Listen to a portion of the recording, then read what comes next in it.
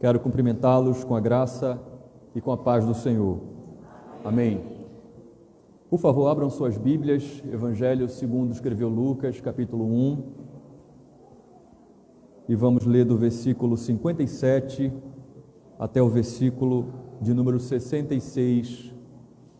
Evangelho segundo escreveu Lucas, capítulo 1, e nós vamos ler do versículo 57 até o versículo 66.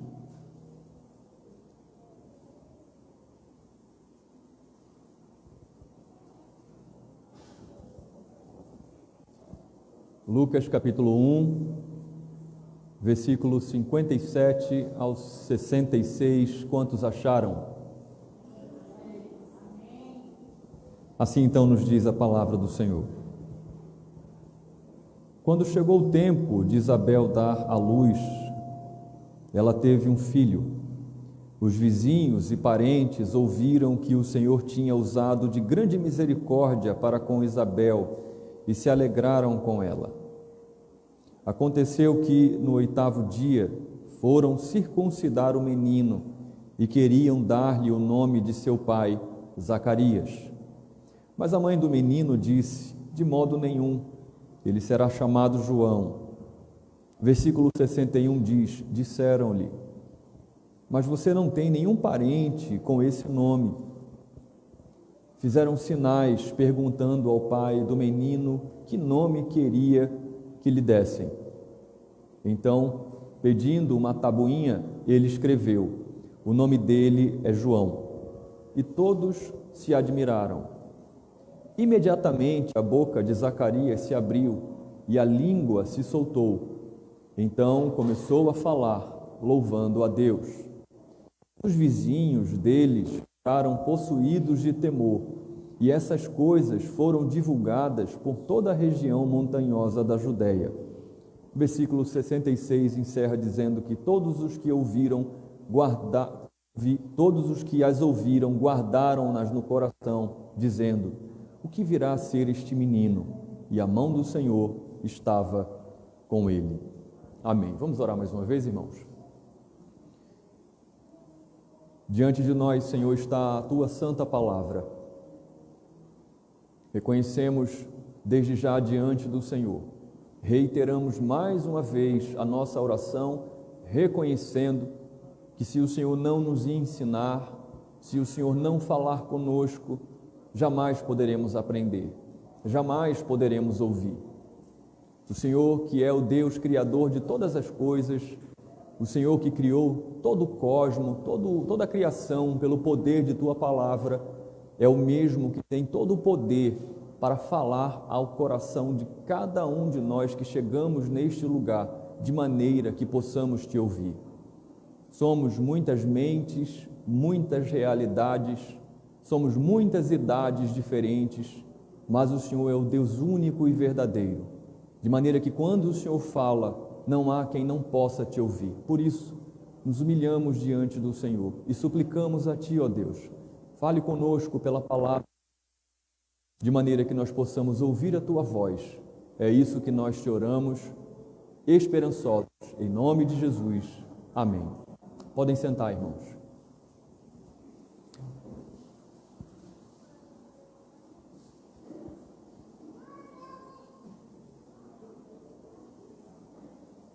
Acredito que dá para a gente seguir com esse microfone mesmo. Irmãos, existe algo de muito precioso em aprender a esperar em Deus. Mas não aprender só a esperar. Aprender a esperar confiando no Senhor. Isso é algo extraordinário. É algo muito precioso. Só que aprender a esperar no Senhor não pode ser transmitido por osmose. Não tem como nós chegarmos um do lado do outro e dizer assim: fique tranquilo, porque afinal de contas eu tenho crescido na fé e eu tenho aprendido a esperar confiadamente no Senhor. Basta então você ficar ao meu lado, que agora você vai aprender também, por aproximação, por indução, a confiar e a esperar no Senhor. Aprender a confiar, a esperar no Senhor é algo que tem que ser vivido particularmente. É algo que tem que ser experimentado individualmente. Quando se vive isso, quando se experimenta isso, é algo extraordinário. É algo que não pode ser transmitido com meras palavras. Mas existe algo que eu considero ser ainda mais extraordinário do que aprender a esperar confiadamente no Senhor. E o que pode ser, pastor? Mais extraordinário, ainda melhor do que você esperar com confiança e com paciência em Deus. É você receber aquilo que você espera da parte de Deus. É mais ou menos, e tenha cuidado com essa comparação que eu vou fazer, com o processo de semear e de colher. Aquele que semeia está feliz porque há esperança de que haja fruto de sua colheita. Mas então aquele que semeou, que regou, que cuidou, que cultivou e que no final do processo consegue colher, esse fica de fato muito feliz. Mas eu disse que você deve ter cuidado com essa analogia, porque nesse processo em se aprender a confiar e a esperar no Senhor, nesse processo que é tão didático, tão nutritivo para a nossa alma, aprender a esperar e a confiar no Senhor. Esse processo, quando nós alcançamos a bênção e recebemos aquilo que nós estávamos esperando, nós ficamos muito alegres. Mas talvez a nossa alegria maior seja pelo simples fato de ver a mão de Deus agindo, nos dando aquilo que Ele prometeu, do que a própria bênção em si. Por isso que digo a você que você deve ter cuidado com essa comparação no processo de semear e de colher. Porque num processo simples de se semear e de se colher, todo o processo está confiado naquele que é o habilidoso cultivador. Ele está confiante de que ele plantou no terreno certo, de que aquele terreno, as propriedades daquele terreno são favoráveis para aquele cultivo, e então ele vai confiar na sua habilidade, e quando ele colher o fruto, ele vai estar ciente de que aquele fruto é natural, afinal de contas ele sabia o que ele estava fazendo. Mas quando nós aprendemos a esperar e a confiar no Senhor e alcançamos a bênção prometida, rapidamente nós somos completamente impactados e vemos que a própria bênção em si, ela tem um valor diminuído. Porque Deus fez, nós esperamos confiadamente no Senhor, colocamos em prática a nossa fé, cremos que o Senhor ia cumprir aquilo que Ele prometeu e Ele vai e cumpre, então é Ele que está agindo. O resultado é importante, alegra o nosso coração, mas saber que Deus está agindo é ainda mais prazeroso. A bênção está em ver a mão de Deus agindo em nossa vida. E é claro, a bênção traz alegria para o nosso coração. Mas esse impacto de que é Deus que está agindo é tão grande, que mesmo os meios que Ele utiliza para que a bênção chegue até nós, acabam sendo suavizados. Deus usou aquela pessoa, mas foi Deus. Deus usou essa situação, esse conjunto de fatores, sim, mas foi Deus. Então tudo acaba se tornando secundário. Assim como no momento que aquele agricultor colhe o fruto e diz: foi a minha experiência, a minha expertise que fez isso. Quando nós recebemos a bênção de Deus, dizemos: foi a mão do Senhor que fez isso. A bênção é uma bênção, mas foi a mão do Senhor que fez isso. Quando nós olhamos para esses versículos que nós acabamos de ler, nós percebemos que após um momento que foi dividido em duas partes, a primeira parte desse primeiro momento foi composto por maravilhosas e angelicais e divinas anunciações. E a consequência dessas anunciações angelicais trazidas pelo anjo Gabriel a Zacarias, a Maria, foram piedosas declarações de fé de Isabel, de Maria. Então, até esse momento, até o versículo 56, tudo está no campo das ideias e da fé, da proclamação divina, da fé do seu povo, da resposta do seu povo em meio a essa fé. Mas após esse período de anunciações e de declarações de fé, chega o momento da concretização das promessas de Deus. O Senhor tinha dito através de Gabriel que o tempo chegaria, o tempo do cumprimento das suas promessas chegaria, e enfim, esse tempo chegou. Eu quero convidar você a olhar sua Bíblia no versículo 57 e 58. O texto nos diz: quando chegou o tempo de Isabel dar à luz, ela teve um filho. Os vizinhos e parentes ouviram que o Senhor tinha usado de grande misericórdia para com Isabel e se alegraram com ela. O versículo 57 começa dizendo que havia chegado um tempo. E é interessante quando nós olhamos o versículo 57, e eu quero chamar a sua atenção para isso, lá na construção da língua original no grego, e nós percebemos que existe junto dessa palavra tempo, existe uma outra palavra que não aparece de maneira explícita na língua portuguesa e que em algumas traduções, em outras línguas deste mundo, é traduzida como plenitude. É muito parecida com a palavra que foi utilizada para dizer que Isabel ficou possuída. Por que eu faço essa menção a você? Porque aqui tempo no versículo 57 não é um tempo simples, é a plenitude do tempo, é o tempo determinado. O Senhor havia prometido que o tempo do cumprimento das promessas chegaria, e a maturidade do tempo, a plenitude do tempo finalmente chegou. O tempo havia chegado, completamente, tudo que precisava ter acontecido para que as promessas começassem a acontecer, se cumprir, havia chegado. E por que é importante começarmos falando sobre isso? Porque é assim, quando Deus promete, quando Deus diz que Ele vai fazer, o tempo sempre chega. Quantos podem dizer amém? Sempre chega, nunca duvide disso. Se Deus diz que Ele vai fazer, Ele vai fazer. Talvez o tempo ainda não esteja maduro, completo, pleno, mas quando chegar o tempo, Ele vai fazer. E chegou na vida de Isabel e de Zacarias. E o texto fala que Isabel teve um filho. E eu quero chamar a sua atenção aqui, sobretudo a vocês, mães, nesse domingo simbólico. O texto fala que ela teve um filho, homem. Só que lembre-se que Isabel não passou por um processo de pré-natal. Isabel não teve, como por exemplo a nossa irmã Larissa teve a alegria de passar por um ultrassom e de repente saber antecipadamente que é um menino. Aliás, uma menina. Isabel não sabia se ia ser uma menina ou se ia ser um menino. Mas o fato é que nessa maturidade do tempo ela teve um filho e o filho era um menino. Só que o chá de revelação do sexo dessa criança já tinha acontecido e nós fomos testemunhas disso na narrativa bíblica.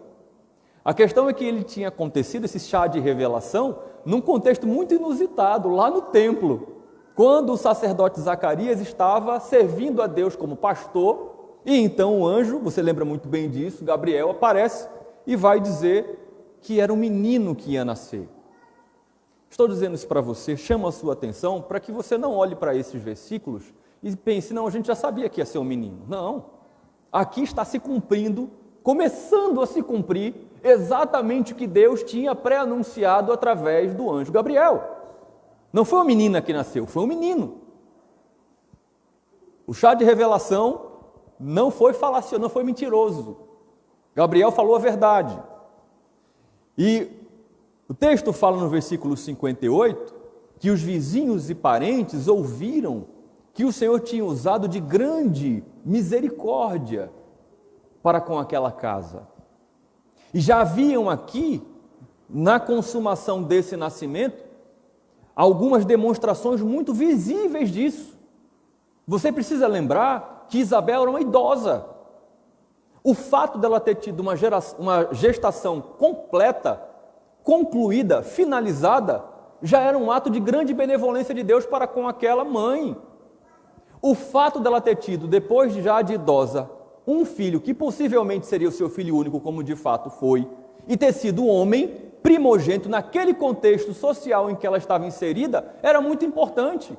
Então ela foi agraciada. A benevolência de Deus começa a ser revelada praticamente. Não é mais palavra, não.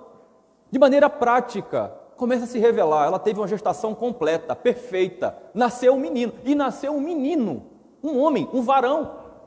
E não só nasceu um menino, não só nasceu um homem, mas nasceu um varão perfeito. Fisicamente perfeito. Então, aquelas pessoas já tinham ouvido de que Deus tinha usado de misericórdia para com a casa de Zacarias, e aqui eles estão vendo que de fato se cumpriu naquela família o que diz o Salmo 127, versículo 3, que os filhos são herança do Senhor. Só que eu quero chamar a sua atenção para o início da narrativa desses versículos que nós lemos, para dizer que esses homens, que esses vizinhos, que esses parentes, eles estão enxergando isso, estão enxergando sinais visíveis da mão de Deus na vida dessa família, mas eles ainda vão enxergar muitos outros sinais visíveis da bondade de Deus. Grande misericórdia pode ser traduzido como tornar visível, trazer à tona a bondade de Deus. Essa geração, esses familiares, esses vizinhos, ainda veriam sinais muito mais poderosos nessa casa, nessa família, da mão bondosa de Deus para com eles, para com a casa de Zacarias. Então, o texto fala que vizinhos e parentes que tinham ouvido e que agora estavam vendo as misericórdias de Deus sobre essa família, se alegraram com essa casa. E o Espírito Santo está mais uma vez usando o evangelista Lucas para falar sobre unidade, sobre visitação. Essa casa está sendo visitada. O Senhor está providenciando tudo para que vizinhos, e há uma discussão com relação aos termos, porque parentes são mais próximos do que vizinhos. Mas na ordem do texto, vem primeiro a palavra vizinhos, aqueles que estão mais próximos, aqueles que moram ao redor. O fato é que não só parentes distantes, mas pessoas próximas, Deus faz convergir para a casa dessa família e há alegria para com a casa de Zacarias. Essa alegria, ela sobra. Ela dá para a família de Zacarias e Isabel, ela dá para os seus parentes e dá até para os seus vizinhos. Todo mundo está se alegrando. E mais uma mensagem do Evangelho para mim e para você.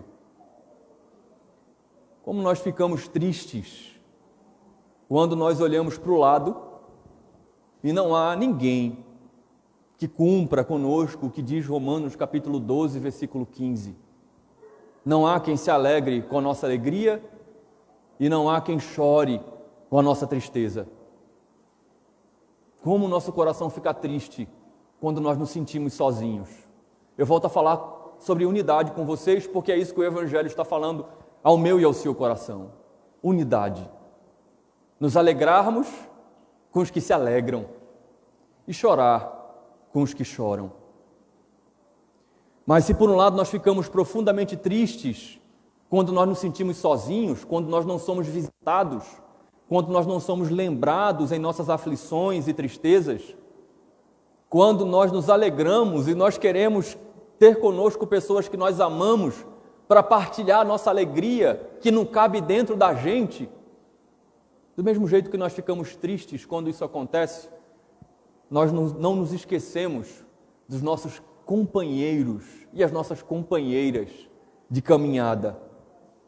Não nos esquecemos, são preciosos para nós aqueles que choram conosco, aqueles que nós sabemos que podemos passar a mão no telefone e ligar e chorar junto e pedir oração e partilhar uma bênção e ouvir do outro lado: glória a Deus, que grande bênção. Não nos esquecemos dos nossos companheiros e companheiras que nós podemos visitar, chamar para vir em nossas casas, para chorar quando estamos tristes, para sorrir quando nós estamos alegres.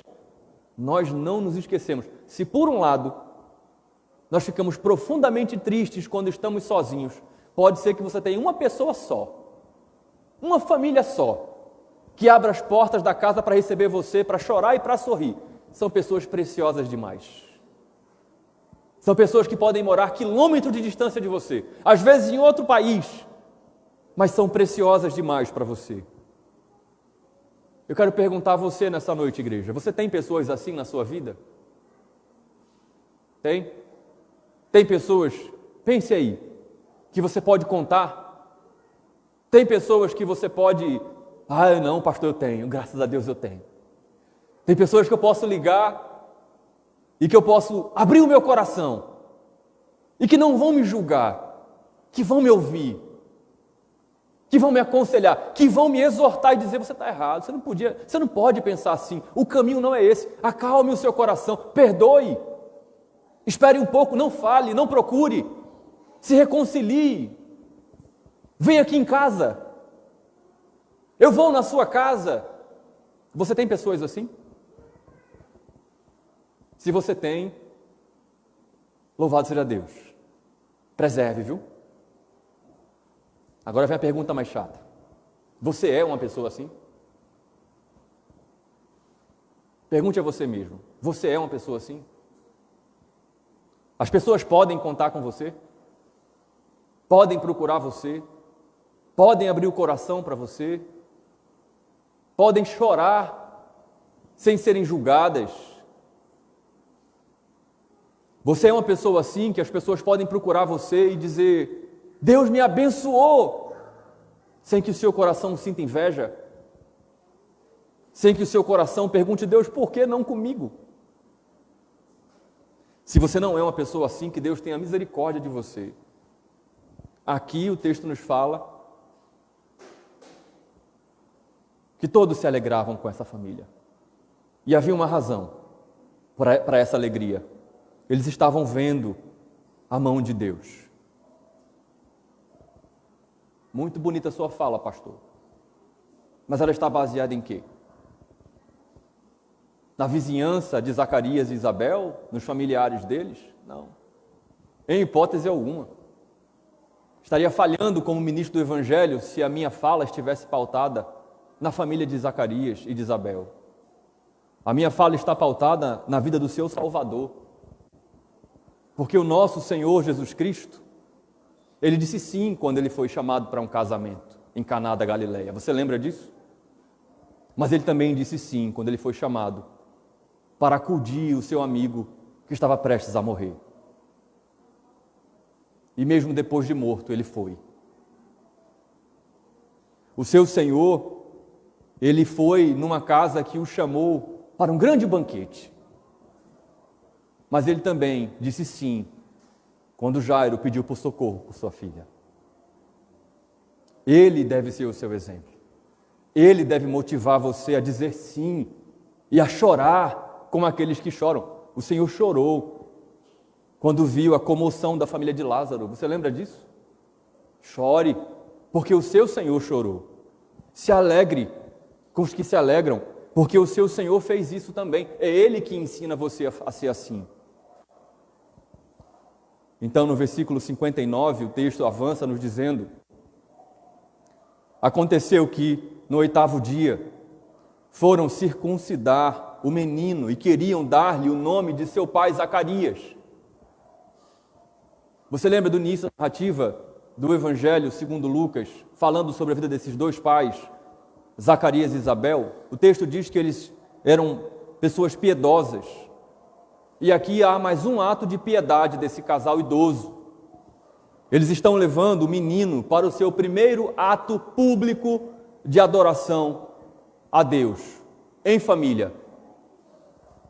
A circuncisão, você sabe, era prescrita no Antigo Testamento. Gênesis capítulo 17, Levítico capítulo 12. Então era um ato de culto, era um ato litúrgico, era um ato de adoração que toda a família hebreia prestava com o seu menino, com o seu filho homem, ao 8º dia. A circuncisão era um ato muito especial na vida da família da aliança. Era o sinal físico, visível, de que aquela criança estava sendo incluída no povo da aliança. de maneira visível, aquela criança agora fazia parte da família do pacto. Gênesis 17, 12, o Senhor falando com Abraão disse: o menino que tem 8 dias será circuncidado entre vocês. Por que o 8º dia? Porque na prescrição de Levítico capítulo 12 era dito que a mãe precisava se purificar por 7 dias da sua imundícia, ou seja, o seu contato com o sangue. A lei cerimonial exigia isso. A mãe tinha que ficar, escute bem isso, viu, irmã? Viu, mãe? A mãe tinha que ficar 7 dias reclusa, até que ela estivesse cerimonialmente pura, para se apresentar diante de Deus em culto, em adoração. Então, no 8º dia, ia a família, ia o pai e a mãe. O pai não ia sozinho para circuncidar o seu filho, um dia depois do seu nascimento ou 2 dias depois do seu nascimento. Não. Esperava para que o casal, para que pai e para que mãe fossem adorar a Deus nesse ato de adoração. A circuncisão do Antigo Testamento vai dar base bíblica para 2 práticas nas igrejas contemporâneas do dia de hoje. Algumas igrejas fazem a apresentação de crianças, outras igrejas fazem o batismo de crianças. Eu não vou entrar aqui na discussão entre batismo infantil e a apresentação de crianças. O que eu quero chamar a sua atenção para o texto é isso. Pai e mãe estão integralmente envolvidos nos atos de adoração e no compromisso de levar os seus filhos a Deus. Eu vou repetir. O que o texto está nos dizendo, através dessa atitude piedosa desse casal, é que tanto o pai, ouviu isso, pai? Como a mãe, você ouviu isso, mãe? Todos os dois estão envolvidos nos atos de adoração e no compromisso de levar os seus filhos a Deus. Vamos falar mais sobre isso já já. Mas o texto no versículo 59 diz que eles queriam dar a esse menino o nome de seu pai. Era comum dar ao primogênito, ao filho homem, o nome de algum ascendente, de algum ancestral famoso dele. Muito provavelmente estão querendo dar o nome de Zacarias pelo fato dele ser sacerdote e pelo fato dele também já ter tido algum certo nível de fama, porque ele tinha sido escolhido, ele tinha sido abençoado por Deus para oferecer incenso. Você lembra que alguns sacerdotes passavam a vida inteira sem ter esse privilégio, e ainda por cima aconteceu algo extraordinário com ele. Ele esteve na presença de Deus de maneira literal, porque ele ficou mudo. Então, muito possivelmente, era por isso que queriam dar nome de Zacarias a esse menino. E eu quero chamar a sua atenção aqui, antes de passarmos para o versículo 60 e 61. Nós temos a mania, e eu quero que você, jovem, moço e rapaz, você, filho, criança que está me ouvindo, que você acalme o seu coração com o que você vai ouvir, viu? Tenha calma. Deixa eu falar até o final. Mas nós, pais, temos a ideia de que nós podemos controlar a vida dos nossos filhos. Em que sentido, pastor? De que nós temos o controle do destino dos nossos filhos. Que nós temos condições de dizer quantos dias os nossos filhos vão viver, que doenças que vão se aproximar deles. Nós achamos que temos o poder de privar os nossos filhos de sofrer, de não ter desilusões quanto à questão afetiva, amorosa. Queriam dar destino a esse menino com base numa perspectiva meramente humana, tradicional. Essa era a tradição. Ora, nós colocamos os nossos filhos no mundo, nós pensamos, nós que somos pais, e nós achamos que nós temos o controle, é ou não é? Quando nós somos pais de uma moça, nós olhamos e dizemos, só vai namorar com 58 anos de idade. E eu ainda vou escolher com quem vai namorar. Mas o fato é que não é assim. O fato é que o destino, tem um pai sorrindo bem bastante lá atrás. O fato é que o destino, os dias, o que vai acontecer com os nossos filhos é uma soma de vários fatores externos, circunstanciais, mas todos estão debaixo da mão providente de Deus. E você não pode esquecer disso. Esses parentes e esses vizinhos estavam alegres, estavam bem intencionados. Mas precisamos sempre lembrar, estamos sempre muito bem intencionados em dirigir a vida dos nossos filhos. Mas o que esse texto está ensinando a mim e a você, pai e mãe? Você jovem, moça, rapaz, que pretende casar um dia, quem sabe ser pai, ser mãe, se o Senhor lhe agraciar com esse dom, de que o que cabe a você, como pai, como mãe, como futuro pai, como futura mãe, é buscar a presença de Deus. É buscar a vontade de Deus para a vida dos seus filhos.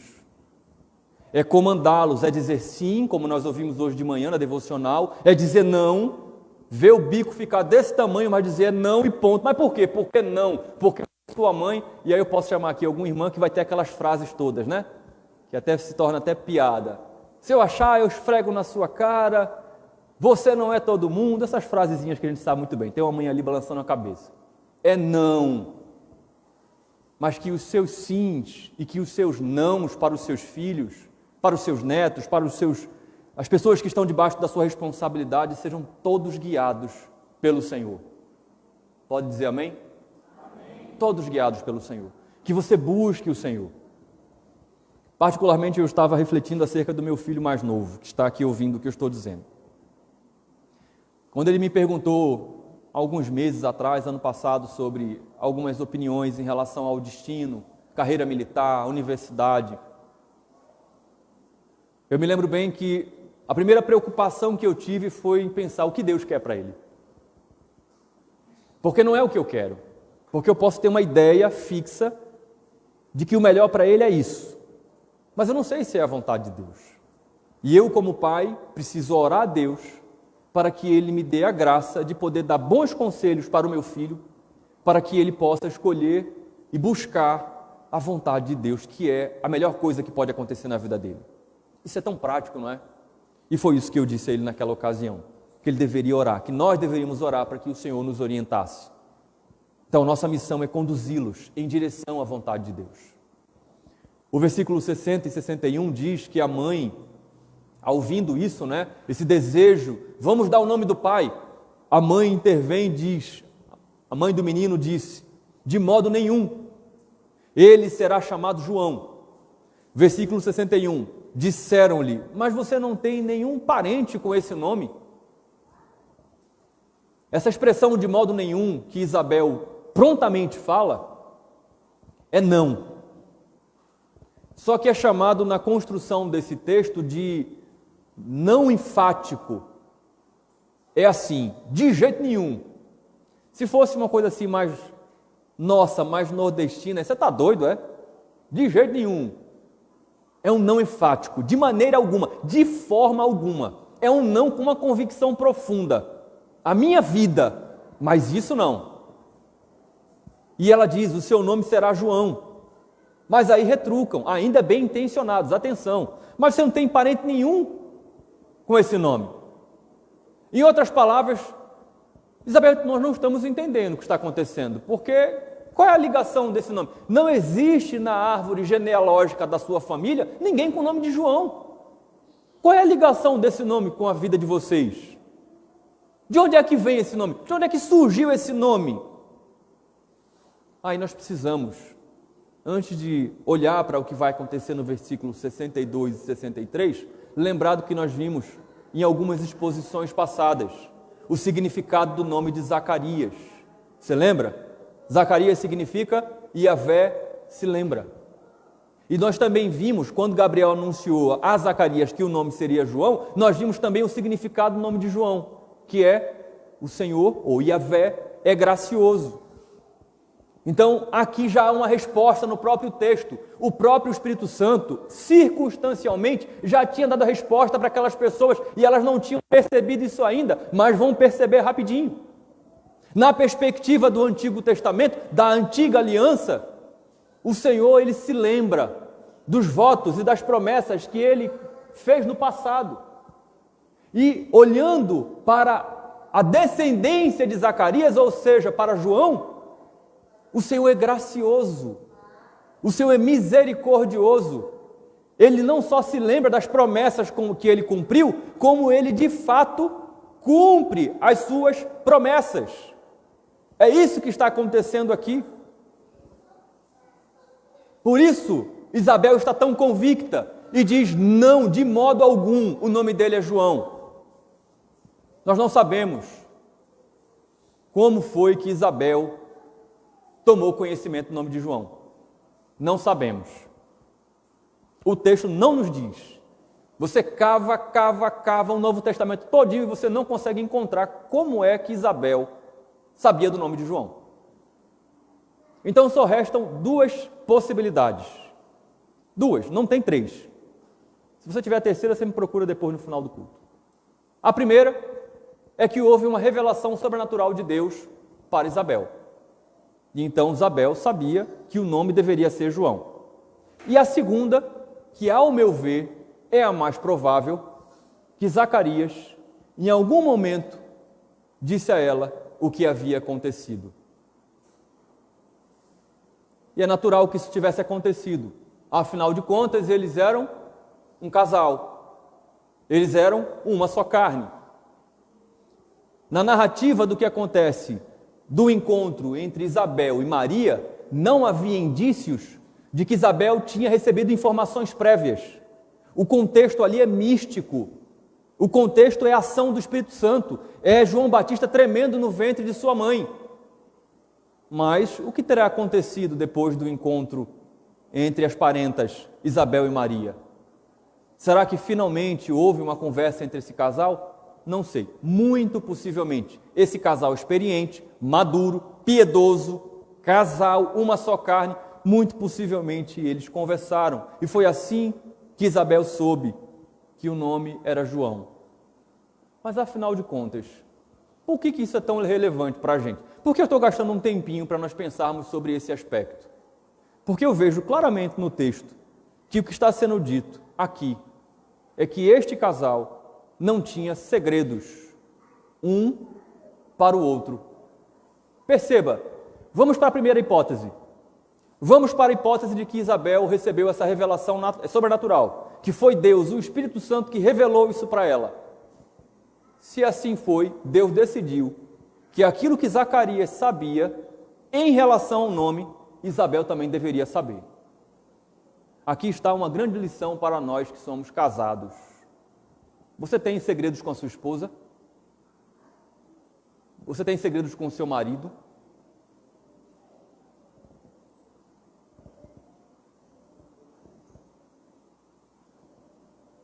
Vida de casamento não é assim.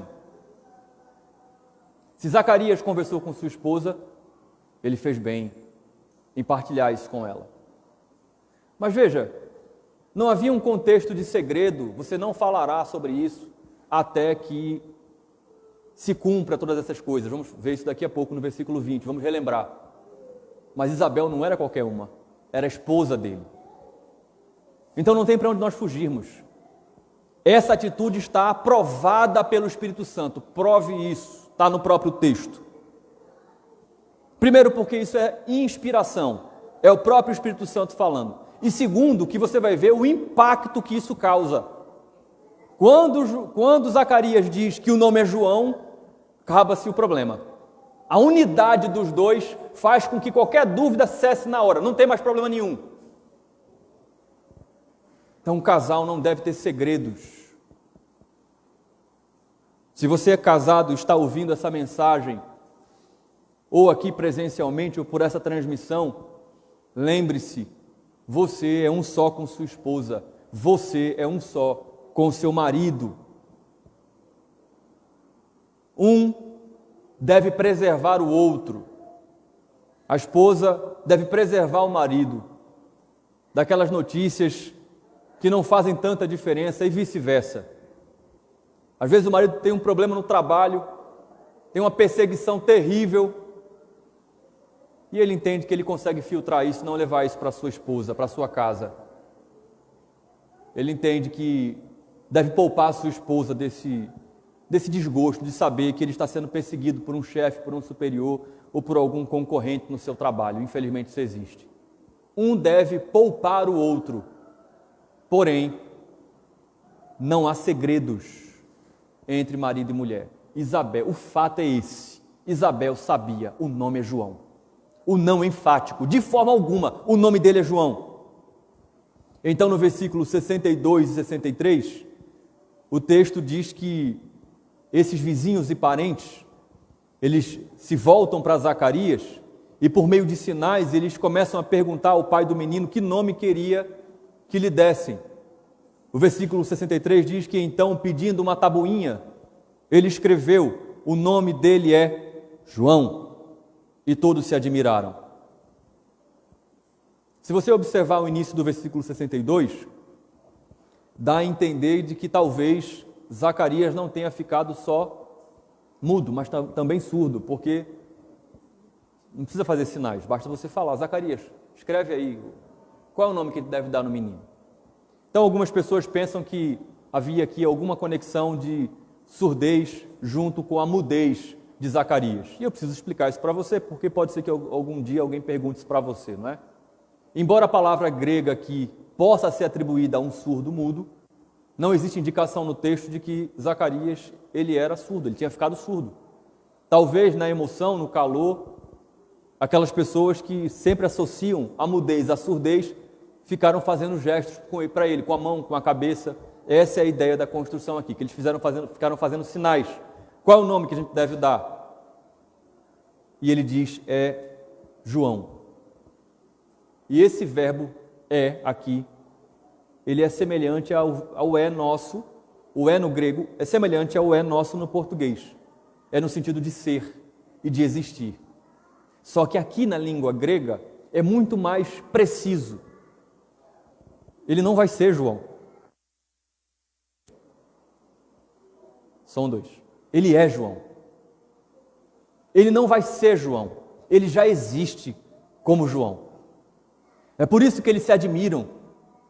Porque a fala de Zacarias, ela tem o mesmo poder enfático, positivo, de Isabel. Isabel diz, não, de forma alguma será nome de nenhum ascendente. O nome, nem do pai, será João. E Zacarias diz, o nome dele ele existe. O tempo verbal aqui é presente. O nome dele é João. Em outras palavras, ele já tem um nome. O nome dele é esse. Na verdade, o nome dele foi dado antes mesmo dele nascer. O que Zacarias está dizendo aqui, quebrando todos os paradigmas da cultura do seu tempo, e você, às vezes, para ser pai, para ser mãe crente, você tem que quebrar com paradigmas que foram construídos pela sua família, que não serve a Deus e que não tem parte com Deus, e que critica você, porque você agora leva o seu filho para a igreja, e você às vezes é perseguido, não é bem quisto no seio familiar porque você é crente. Aqui ele está quebrando com os paradigmas familiares e culturais, que eram muito mais sérios e muito mais severos no seu tempo do que hoje. Zacarias está dizendo, não tem família não tem herança familiar. Eu sou o patriarca. Naquela cultura, Zacarias podia dizer, eu sou o patriarca dessa casa. Esse filho aí, esse primogênito, é homem e é meu filho. Mas quem decide, quem estipula, quem determinou o nome dele, não fui eu, é o Senhor. O nome dele é João. Por isso, se você for perseguido por vizinho, por familiar, por colega de escola, por professor de universidade, você pode abrir a sua boca e dizer, quem decide não sou eu, quem decide é o Deus que eu sirvo. A educação do meu filho não vai ser parametrizada pelos meus ascendentes que não tiveram parte com Deus. Ele será parametrizada pela palavra de Deus, pela vontade do meu Deus. Um idoso, viu? Pastor. Não quis saber. O nome dele é João. Nem parece o mesmo Zacarias, concorda? Aquele Zacarias incrédulo que está diante de um anjo de Deus, dizendo como é que isso vai acontecer se já somos velhos. Zacarias aqui se mostra crente. A disciplina que ele sofreu, e vamos pensar um pouco sobre isso na próxima exposição, se Deus quiser, a aflição que ele sofreu, produziu resultado, fizeram bem ao seu coração e à sua alma. Perceba que os anos de sacerdócio deste idoso não tinham preparado ele para lidar com a vontade de Deus, diferente da jovem Maria, que lidou melhor com a vontade de Deus do que o próprio sacerdote Zacarias. Foi preciso ele ser tratado, mas fez bem ao coração dele. Fez bem para a sua alma. O nome dele é João. Não tem. Quem decide não sou eu, quem decide não é Isabel. Já está decidido pelo Senhor. É possível que você esteja passando por alguma aflição hoje. Ou é possível que você venha ainda passar por alguma aflição séria. Quem tem problema de saúde sabe como a saúde é valiosa, como é algo difícil lidar com o problema de saúde. Então pode ser que você venha passar por alguma aflição nessa área. Pode ser que você esteja bem economicamente hoje, mas amanhã não esteja. Não sei. O que eu quero dizer a você com base nesses 2 versículos, com base naquilo que aconteceu na vida de Zacarias, a consequência da disciplina, da aflição que ele passou, o que isso produziu nele, é que se você estiver passando por alguma aflição nesse momento da sua vida, ou se você vier a passar por alguma aflição, não estou falando de problema a gente tem hoje, né? Estou falando de aflição, de angústia, de não conseguir orar, de tanto chorar. Se você vir a passar uma situação dessa, ou se você estiver passando, eu espero no Senhor que esse tempo seja de aprendizado na sua vida, seja de ensino na sua vida. Não sou eu que determino se isso vai acontecer ou não. Eu nem tenho o poder de dizer que vai acontecer e nem tenho o poder de dizer que não vai acontecer. Percebe isso? Se a mão da providência de Deus tiver isso para você, que seja um tempo de aprendizado, um tempo pleno. Haverá um tempo determinado para que isso comece, se prolongue e termine. Haverá. E que seja um tempo didático na sua vida.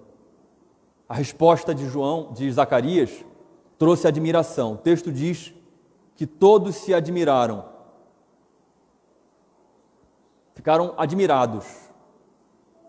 Só que eles ainda se admirariam mais quando esse menino crescesse e, como profeta, ele começasse a pregar e dissesse: arrependei-vos, raça de víboras. Eles iam ficar mais admirados, dizer: o que é isso? Quem é esse?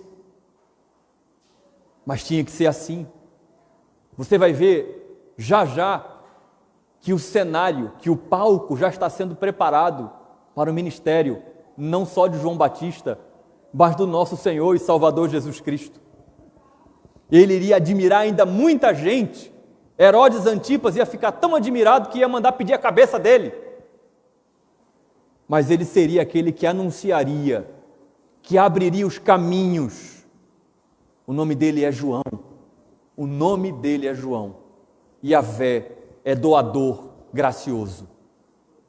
O versículo 64 continua nos dizendo: imediatamente, após ele escrever na tabuinha que o nome é João, existe, imediatamente a boca de Zacarias se abriu e a língua se soltou.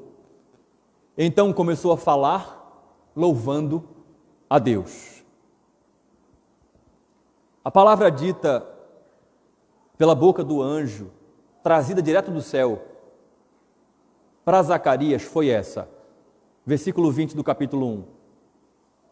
Você ficará mudo e não falará até o dia em que estas coisas vierem a acontecer. Você lembra disso? O menino já havia nascido, atenção, há 8 dias. Ele está sendo circuncidado no 8º dia. Ele já havia nascido há 8 dias. Mas a boca de Zacarias não tinha sido aberta ainda. Ele sequer pôde louvar Deus pelo nascimento do seu filho. Percebe isso? Talvez Zacarias tenha se perguntado: Deus mentiu? Porque ele me disse que quando isso acontecesse, eu voltaria a falar. Talvez Zacarias tenha perguntado, ou tenha sido tentado a perguntar: Deus se esqueceu de mim? E não é assim que nós nos sentimos às vezes? O Senhor nos manda, escute bem isso, viu, jovem, moço e rapaz? O Senhor nos manda fazer a sua vontade, seguir aquilo que a Bíblia ensina. E você faz isso, obedece a Deus. Vou aqui falar em defesa, Senhor, das minhas ovelhinhas, sem questionar, você nem questiona no seu coração, você simplesmente cumpre. Eita, jovens piedosos. E aí o tempo passa, e você não vê aquela promessa, aquele desejo do seu coração se cumprindo. E talvez você pergunte: Deus mentiu na sua palavra? Deus se esqueceu de mim? Deus não vai cumprir na minha vida o que Ele prometeu? Não vai me abençoar? Não vai me dar uma família? Zacarias, ele foi tentado a pensar essas coisas como eu e você somos tentados a pensar também. Que Deus não cumprirá, que o seu tempo não será pleno sobre nós, que nunca chegará o dia da colheita, de que Ele nunca cumprirá aquilo que Ele disse que ia fazer na nossa vida. Mas os 9 meses de silêncio de Zacarias não foram em vão. Como diz a teóloga e escritora Elizabeth Elliot, o sofrimento nunca é em vão. De fato, jovem, moça, rapaz, irmão e irmã, em Deus, o sofrimento nunca é em vão. Continue sendo fiel a Deus. Espere a plenitude do tempo de Deus na sua vida, assim como aconteceu com Zacarias. Zacarias teve um bom tempo de silêncio para aprender, para ser corrigido por Deus, tratado por Deus. E agora ele está pronto para louvar. A benevolente mão de Deus já tinha começado a ser manifesta publicamente na casa de Zacarias. E agora se manifesta de maneira definitiva. A mão de Deus está sobre a casa de Zacarias. Ele começa a louvar a Deus. Vamos falar sobre isso mais na próxima exposição. Então o versículo 65 e 66 nos diz que todos os vizinhos deles ficaram possuídos de temor. E essas coisas foram divulgadas por toda a região montanhosa da Judéia. Todos os que as ouviram guardavam-nas no coração, dizendo: o que virá a ser este menino?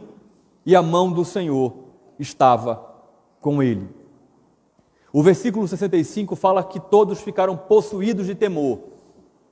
E aqui é phobos, de fobia, de medo. Mas não é apenas medo. É mais profundo do que simplesmente um medo, que você leva um susto e você daqui a pouco já passou o medo. Não. Era um medo que envolvia possuídos. Não, a palavra possuídos aqui não é a mesma palavra usada para possuída quando Isabel ficou cheia do Espírito Santo, possuída pelo Espírito. Não é a mesma palavra, são palavras diferentes. A palavra possuída na língua grega para Isabel é possuída internamente, é tomada. Aqui possuída é envolvida. Eles foram envolvidos por assombro, por temor com aquilo que aconteceu. Agora já não tem mais questionamento nenhum. O nome é João. Quem é doido de dizer o contrário? De maneira que essas coisas começaram a ser divulgadas, diz o texto. E aí nós começamos a ver, veja como a revelação progressiva de Deus é linda. Começamos a ver as peças se encaixarem. A mudez, o fato de Zacarias ficar mudo, tinha um propósito específico. Na verdade, na minha concepção, tinham 2 propósitos. A primeira, já falamos, de Deus tratar o coração do próprio idoso sacerdote. Tratar com ele. Mas, em segundo lugar, ao mesmo tempo que tratar com Zacarias, demonstrar o poder sobrenatural de Deus nesse evento. Essas coisas começaram a ser divulgadas. Zacarias agora ficou mais famoso, não só Zacarias, mas a sua casa. O texto diz que por toda a região essas coisas começaram a ser faladas. E o que antes era algo que não se compreendia muito bem, agora se compreende. Então quer dizer que a mudez de Zacarias estava associada à vinda desse menino. Então, desde o início tinha a ver com esse menino. Então, o que as pessoas estão pensando? A mão de Deus está sobre esse menino. O que virá a ser? Aí vem a pergunta: este menino. Porque acontecimentos semelhantes ocorreram no Antigo Testamento, com Moisés, com Sansão, com Samuel. O que há de ser esse menino? Certamente o Espírito Santo está na plenitude dos tempos, trazendo essa expectativa no coração do povo da aliança. O Messias está chegando. João acabou de nascer, nem aprendeu a falar ainda, e a sua chegada já anuncia: o Messias está vindo, ele está chegando, a mão de Deus está sobre esse menino. Esses atos sobrenaturais, depois de tantos e tantos anos de silêncio de Deus, na sua revelação progressiva, no cumprimento da sua promessa, novamente está acontecendo coisas como aconteceram nos dias de Moisés ou do último juízo do profeta Samuel. E o fato é que o texto diz que tudo isso ocasionou algo, fez com que essas pessoas começassem a ouvir esses relatos e a guardar no coração. João começou a se tornar conhecido. O coração do povo estava sendo preparado para receber essa mensagem: arrependam-se. O que isso fala a você? O que isso comunica a você? No meio da família? Que uma sociedade ela é profundamente impactada quando ela é envolvida, quando ela está diante de uma família que está debaixo da mão de Deus. Saiba disso, o seu compromisso com Deus é seu, é da sua casa, é interno, é para que Deus opere na sua vida e na vida da sua família e abençoe você internamente. Mas não tenha dúvida de que a sua vizinhança, de que a sua igreja, de que o seu colégio, o seu trabalho, o seu curso, de que a sociedade em que você está inserido ou inserida é impactado quando você está debaixo da poderosa mão de Deus. Almeje isso. Almeje estar debaixo da poderosa mão de Deus, pela sua vida, mas também pela vida de outras pessoas, para que você seja usado e usada poderosamente por esse Deus. Por isso, eu encerro essa mensagem trazendo uma palavra para algumas categorias de pessoas na igreja aqui hoje. A primeira, para as pessoas que têm mais idade, as pessoas da melhor idade, que já passaram aí dos seus 50, 60. Eu quero me dirigir a você e quero que você escute bem o que eu vou falar. Você consegue perceber como a vida, como a casa, como a família desse casal idoso ficou movimentada do dia para a noite? Percebe? Ou não? Claro que percebe, está claro demais no texto.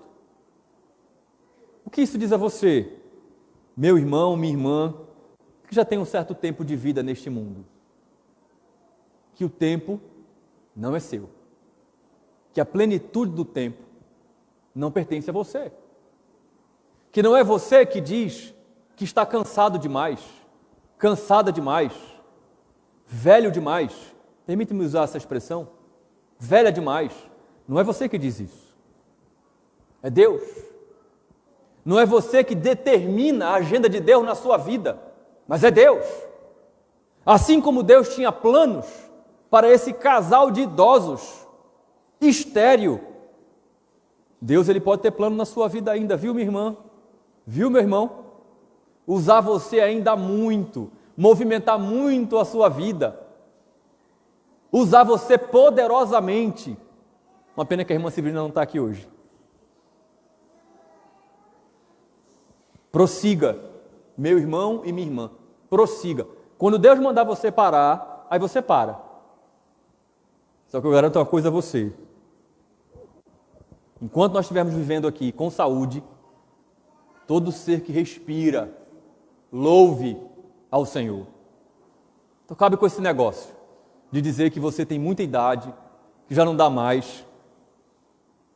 Eu fui tentado a colocar nessa aplicação a filosofia oriental, para falar para você que tem mais de 50 ou 60 anos e que se acha muito velho, que não dá mais não, pastor não dá não, dá certo mais não, já fez demais para Deus? É sério isso? Você realmente acha isso? Você acha que você não tem mais nada a dar a Deus? Quer dizer que Ele enche seus pulmões de ar e você não tem mais nada a dar a Deus? Eu não vou falar sobre a filosofia de vida oriental. Só um pouquinho. Os orientais, eles entendem que eles devem cuidar da sua saúde, da sua alimentação, do seu descanso, porque eles entendem que a melhor fase da vida deles é a fase da maturidade. E eles querem aproveitar o melhor da vida, quando eles têm maturidade, experiência adquirida ao longo dos anos. Então, na verdade, o oriental, ele entende que ele está começando a viver quando ele adquire maturidade. 60, 70. Não é possível que uma filosofia budista, shintoísta ou taoísta vai ser mais piedosa nesse sentido do que você, meu irmão e minha irmã, crentes em Jesus. Venha-se embora para a casa de Deus, pegue o microfone. Se estiver dirigindo o culto, como outro dia eu estava ouvindo que... Não sei se foi aqui, eu acho que não foi aqui não, mas eu escutei uma história de que... Eu falo aqui, um oficial antigo aqui dessa igreja, que estava dirigindo o culto e a peça voou. Não sei se foi aqui, mas eu escutei essa história recentemente. Deixa a peça voar. Se faltar um dente, dois... Não importa. Se tiver precisar de ajuda para subir o degrau, a gente ajuda. Venha louvar o Senhor com os dons e talentos que Ele deu. Quantos podem dizer amém? Amém. Cabe com esse negócio, viu? Segunda categoria de pessoas nessa igreja: pais e mães. Pai e mãe, percebeu o que aconteceu nesse texto? Percebeu esses dois pais piedosos, já idosos? Não, é difícil demais levar os meninos para a igreja. Eu já fico a semana toda trabalhando, cansada. Não dá não, pastor. Casal de idoso, conduzindo seu filho aos ritos de adoração a Deus. Percebeu isso, pai e mãe?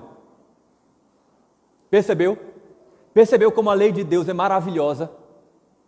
A mãe, cerimonialmente, 7 dias sem poder estar envolvida nos atos de adoração.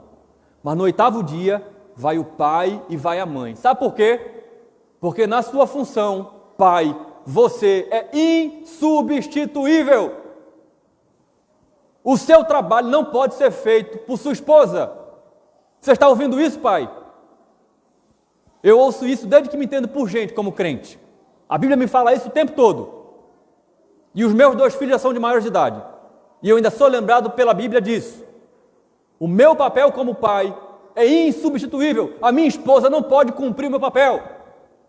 Então, se você, marido, pai, está terceirizando a sua responsabilidade diante de Deus para a sua esposa ou para as tias da escola dominical, você está errado. Da mesma forma você, mãe. E você sabe disso. A sua função, ela é insubstituível. Portanto, pai e mãe, assumam as responsabilidades de vocês. Pastor, uma palavra. Eu não sei pregar. Mas quem Deus escolheu para ser pai do seu filho? Foi você, meu irmão. E você acha mesmo que Ele não vai dar a você o que você precisa para você conduzir a sua casa em atos de adoração a Deus? E você, mãe, eu não sei orar, pastor. Não sabe orar. Você não sabe conversar com Deus. Não sabe fazer como discípulo, ser humilde e pedir a Deus, Deus, me ensina a orar. Não tem desculpa. Aprendam, pai e mãe, na prática. A gente sabe disso, não é? Aprendam na prática. Assumam as responsabilidades de vocês e conduzam os filhos de vocês nos atos de adoração a Deus. Deixa o menino esperrear, deixa o menino dar trabalho. Tira um pouquinho da igreja. Ou então fica na igreja. Já me ouviram falar sobre isso, eu acho. Quando você ouve, a voz das crianças, é Deus renovando a sua igreja. É a família do pacto, são as crianças no culto a Deus, aprendendo a cultuar com os adultos e com você, pai. Deixa o menino falar. Se não der, afasta um pouquinho. Uma palavra para a igreja, né? Se você ouvir uma criança falando ao seu lado, isso lhe incomodar um pouco, se alegre. Alegre-se, porque ali é uma criança que está sendo conduzida pelos seus pais, pelos seus avós, pelos seus tios, nos caminhos do Senhor. Terceiro grupo que eu queria me dirigir, aos casais. Perceberam a unanimidade de Zacarias e Isabel? Perceberam a sua cumplicidade no melhor sentido da palavra? Cumplicidade não é só de bandidagem não, viu? Cúmplice na bandidagem, não. Vocês perceberam isso, casais?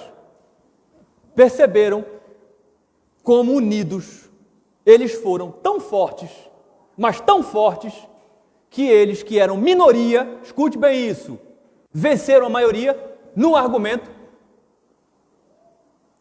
Aí talvez alguém diga assim, não pastor, a questão é porque eles eram pais, e eles eram só dois, mas como pais eles tinham a primazia. É verdade. Mas não foi isso que deu a eles a vitória diante daquela situação, daquelas pessoas, daqueles parentes, daqueles vizinhos. Foi porque eles estavam unidos, unânimes, buscando uma coisa só. Qual era? A vontade de Deus. Por isso que eles se admiraram. Eles não só se calaram. A unanimidade, a unidade desse casal trouxe admiração. Perceba que eles se admiram antes de Zacarias começar a falar.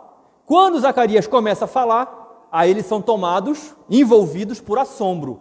Mas antes mesmo dele começar a falar, eles ficaram admirados. Que casal é esse? Unidos no Senhor. Como é que está a sua vida? Não encontre casais ainda. Encontre casais só mês que vem. Orem por isso, hein? Mas como é que está a sua vida como casal?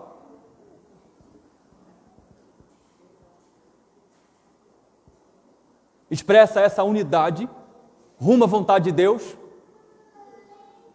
Ou vocês têm vivido o oposto disso aqui? Reflitam sobre isso. Estão ouvindo a palavra do Evangelho? Caminhem nesse sentido. Quarto grupo de pessoas aqui hoje. As crianças. Eu não sei quantas crianças estão me ouvindo. Atenção, crianças. Um já olhou para mim ali. Vejam que Deus... Outra olhou. Vejam, crianças, que Deus bondoso, a Bíblia, o Evangelho, está nos apresentando hoje. Eu quero encorajar você, eu quero orientar você, criança, ore para que esse mesmo Deus bondoso coloque a mão dele sobre a sua vida e sobre a vida da sua família. Ore para que ele abençoe você e a sua família, da mesma forma como ele abençoou a família de João Batista neste momento. Ore por isso, criança. Quinto grupo de pessoas aqui hoje.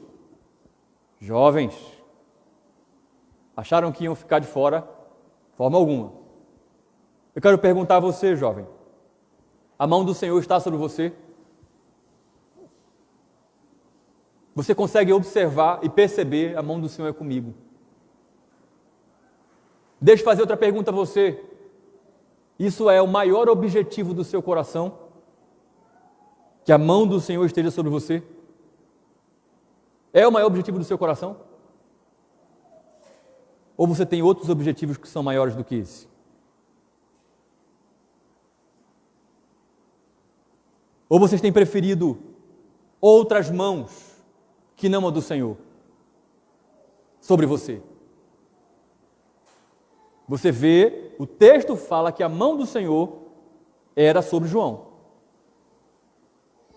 Você tem colocado isso como objetivo da sua vida, jovem? Ou você tem procurado outras mãos? Ou você tem procurado a mão do mundo sobre você? Ou você tem procurado a mão de amizades, inclusive até mais do que a mão dos seus próprios pais? Que tristeza. Ou você tem procurado que a mão do namoro esteja sobre você, mais do que a mão de Deus? Tem procurado a mão de Deus? Ou tem procurado outras mãos? Porque às vezes a mão de Deus pesa, né? Não é, jovem? Talvez você diga assim, não, pastor, não tenho não. Sendo sincero, eu não tenho não. Eu tenho procurado outras mãos que são mais carinhosas, que afagam mais, que não me falam dos meus pecados, que não me falam dos meus problemas, que não apontam os meus defeitos. Deixe-me dizer a você que a mão do mundo, que a mão que acaricia você, é a mesma mão que depois vai pedir a sua cabeça, exatamente como aconteceu com João. Não se engane.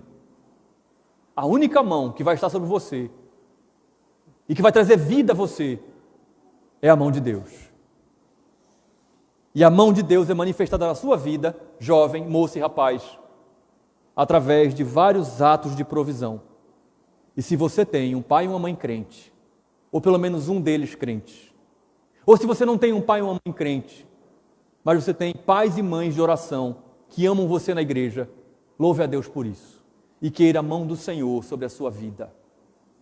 Não queira outra mão, mesmo que ela acaricie você, não queira outra mão, porque depois vai ser a mesma mão que vai querer cortar a sua cabeça fora. E por fim, eu quero me dirigir aos visitantes. Não olhei para a hora ainda, mas penso que passamos um pouquinho do horário. Mas, sinceramente falando, vai ser entregue tudo.